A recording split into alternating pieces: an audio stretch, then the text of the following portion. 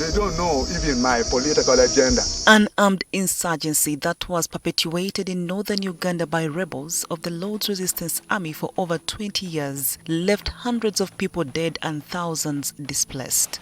In February 2021, the International Criminal Court found Dominic Ongwen guilty of 61 crimes against humanity and war crimes that included sexual crimes, torture, murder, attempted murder, attacks against civilians, persecution and destruction of property. Officials from the Trust Fund of the International Criminal Court met the Undersecretary in charge of Pacification and Development, Robert Semogedede, in the office of the Prime Minister to brief him on the ongoing process to compensate 49,772 victims in northern Uganda. I want to thank every one of you who is here.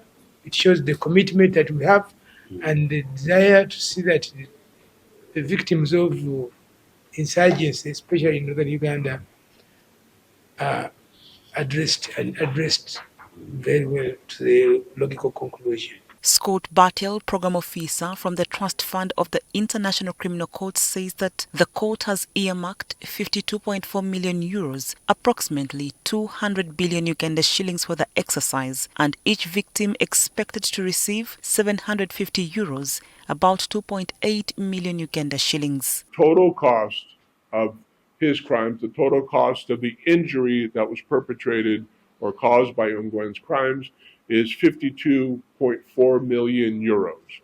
But the trust fund doesn't have money itself. We need to fundraise.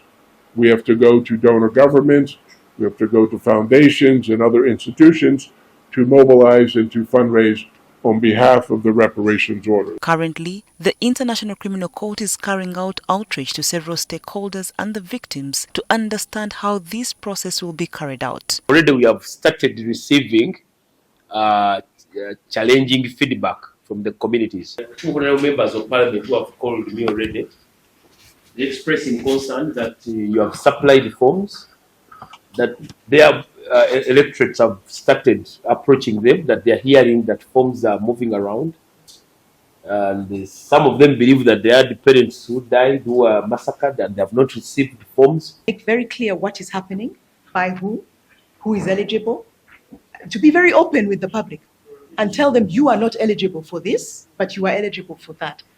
Because otherwise what's going to happen is we're going to end up with additional lawsuits. We are using radio, spot messages, extensive campaigns and engagement in the communities to not only unpack the reparation order, but to address the various proceedings that are entailed in the order and the actors that are coming in to engage them. Out of the 52.4 million euros, Uganda is expected to make her contribution.